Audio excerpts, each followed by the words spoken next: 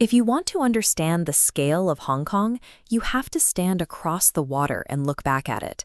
The Tsim Sha Tsui waterfront gives you an unobstructed view of the densest wall of light and glass on the planet. Long before it was a tourist destination, this exact spot was the terminus for the Kowloon-Canton Railway. The brick clock tower is the last surviving piece of that original transportation hub.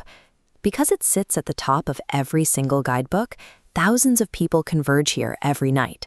If you walk in blind, hoping to just wander and see the sights, you are walking straight into a logistical bottleneck. The trade-off you are navigating here is simple. You want the world-class harbor views, but you have to extract them from some of the most concentrated crowd density in Asia. Without a plan, you will likely end up settling for dinner at a waterfront restaurant that charges a massive premium just for the location. You will find yourself shoulder to shoulder on the promenade, shuffling at a crawl behind massive tour groups. And when the clock strikes 8, you will be stuck behind 4 rows of people, straining to see the harbor light show through a forest of smartphones. This chart maps the trade-off between the visual payoff of a location and the logistical friction of getting there. Tsim Sha Tsui sits at the absolute extreme. It offers the highest possible visual value paired with the maximum possible friction. Beating the crowds requires you to pick one highly specific strategy. You need to decide exactly what you are optimizing for. Is it your budget, your travel photography, or your personal comfort? Let's look at the budget strategy. This path pulls you away from the polished waterfront and into the dense grid of Kowloon.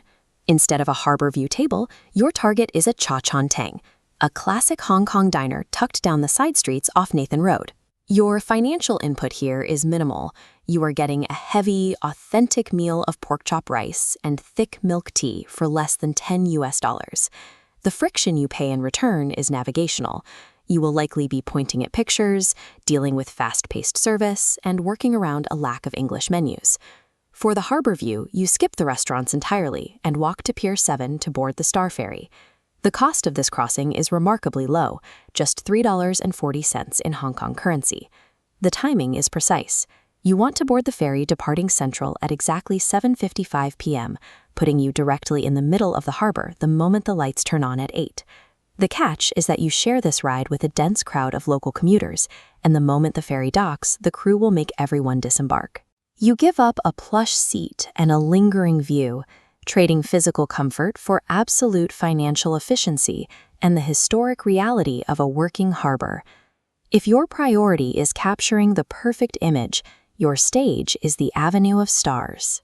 This pedestrian promenade maps the history of Hong Kong's film industry right along the water's edge. You are here for the Symphony of Lights. Every night at 8, 44 buildings synchronize their LEDs and searchlights to music, with lasers sweeping across the water. To shoot this properly, you must arrive by 7:15 p.m.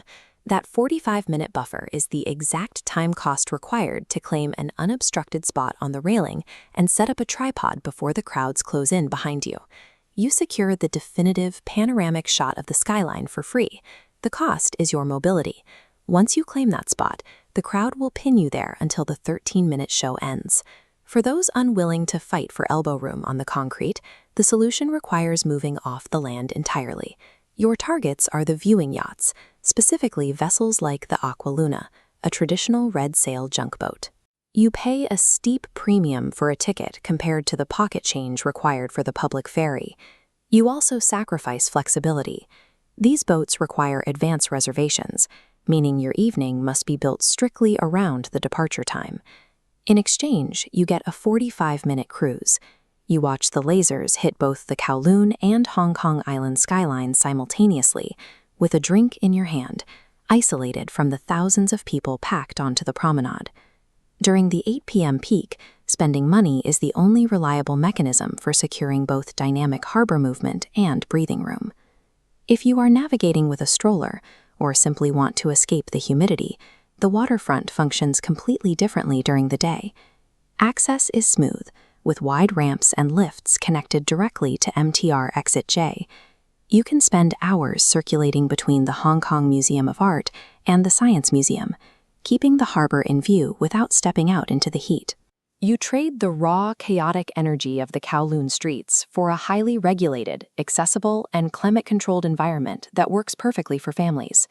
There is one variable that overrides every plan you make: the weather. When the summer storms hit, the entire system shuts down. If the observatory issues a typhoon signal number 3 or a red or black rainstorm warning, the symphony of lights is automatically canceled for the night. This scorecard breaks down the decisions. Match your priority to the right logistics. If you are optimizing for budget and authenticity, eat at a side street cha chan tang and time your harbor crossing for the 7:55 p.m. Star Ferry. If you need the definitive photograph, commit the time. Arrive at the Avenue of Stars railing by 7:15 p.m. and hold your ground. And if you value your comfort, open your wallet and pre-book an 8 p.m. departure on the Aqua Luna. There is no objectively perfect way to experience the Tsim Sha Tsui waterfront. The only winning strategy is to build an itinerary that honestly reflects the friction you are willing to tolerate.